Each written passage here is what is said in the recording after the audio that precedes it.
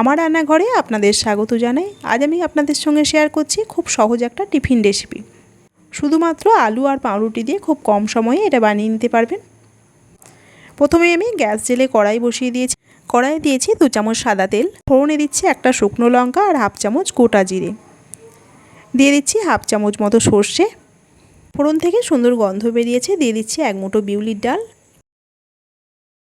বিউলির ডালটা অল্প নেড়ে নিচ্ছি।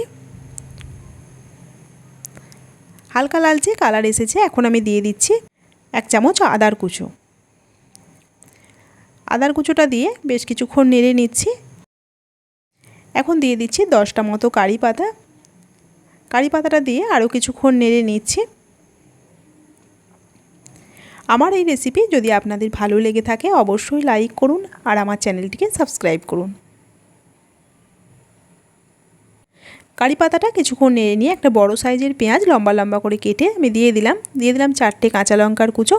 আপনারা যেমন ঝাল পছন্দ করবেন লঙ্কাটা সেই পরিমাণেই দেবেন। পেঁয়াজ আর কাঁচা লঙ্কাটা দেওয়ার পর আমি অল্প নেড়ে নিচ্ছি, খুব বেশি ভাজা ভাজা করব না। হালকা নেড়ে নিয়ে দিয়ে দিচ্ছি হাফ চামচ হলুদের গুঁড়ো আর হাফ চামচ কাশ্মীরি লঙ্কার গুঁড়ো। হলুদ আর কাশ্মীরি লঙ্কাটা মিশিয়ে নিয়ে আরও কিছুক্ষণ নেড়ে নিচ্ছি।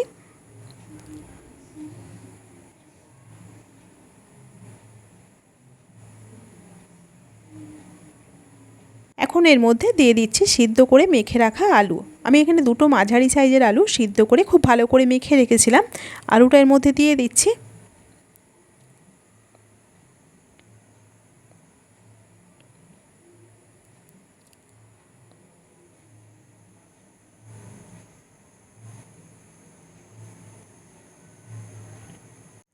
দিয়ে দিচ্ছি সামান্য জল।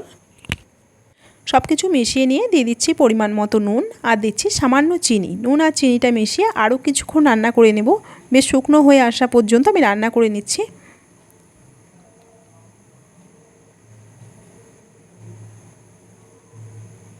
দিয়ে দিলাম 1 মুঠো ভাজা বাদাম। আমি এইভাবে আলুর পুরটা বানাচ্ছি।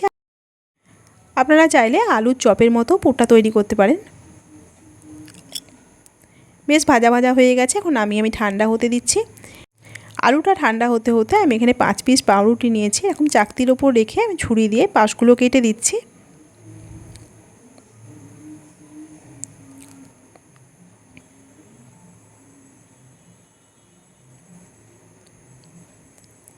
চারপাশের শক্ত অংশগুলো আমি কেটে বাদ দিয়ে দিয়েছি।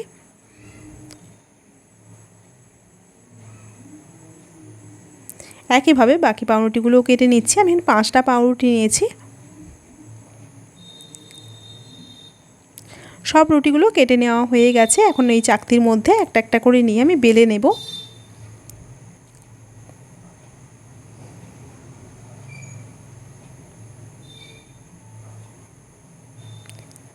এভাবে চাপ দিয়ে দেখুন আমি কি সুন্দর পাতলা করে বেলে নিয়েছি। একইভাবে সব রুটিগুলো বেলে নিচ্ছি। সব রুটিগুলো বেলে নেওয়া হয়ে গেছে।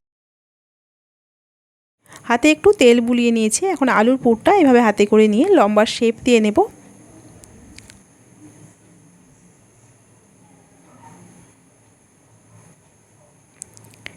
পাউরুটির মধ্যে এরকম করে একটা করে আলুর পুর দিয়ে মুখগুলো চেপে দিচ্ছি।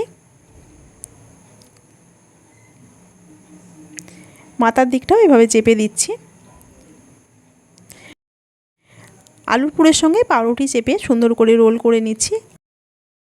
আপনারা চাইলে সামান্য জল হাত বুলিয়ে নিতে পারেন। একইভাবে বাকি রোলগুলো বানিয়ে নিচ্ছি। সবগুলো তৈরি করে নেওয়া হয়ে গেছে। এখন আমি একটা বাটির মধ্যে 2টো ডিম ভেঙে নিচ্ছি।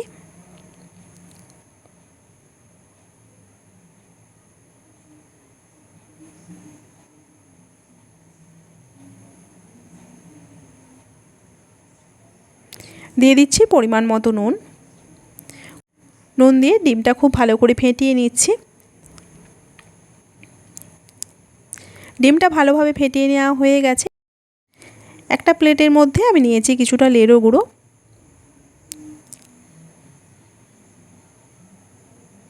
এখন এই রোলগুলো ডিমের গোলায় ডুবিয়ে আমি ভালো করে লেড়ো গুঁড়ো দিয়ে কোট করে নেব।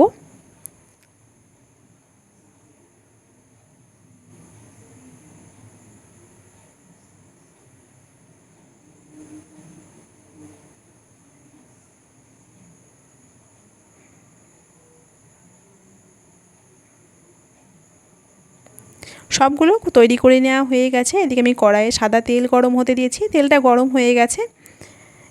তেলের মধ্যে আমি রোলগুলো ছেড়ে দিচ্ছি।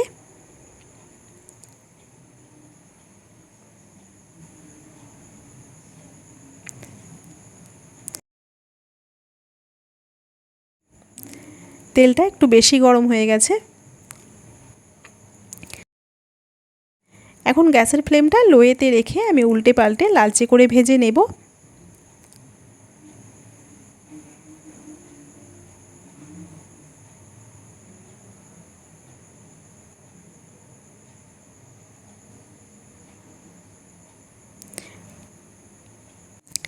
লালচে করে ভেজে নেওয়া হয়ে গেছে, আমি তুলে নিচ্ছি।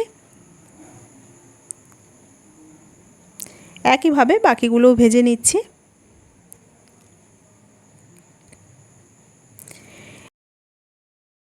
বিকেলে বা সন্ধ্যের দিকে মুখরোচক কিছু খেতে মন গেলে শুধুমাত্র আলু আর পাউরুটি দিয়ে খুব কম সময়ে এই রেসিপিটা বানিয়ে দেখতে পারেন। গরম গরম চায়ের সঙ্গে বা সস স্যালাডের সঙ্গেও খেতে খুবই ভালো লাগে।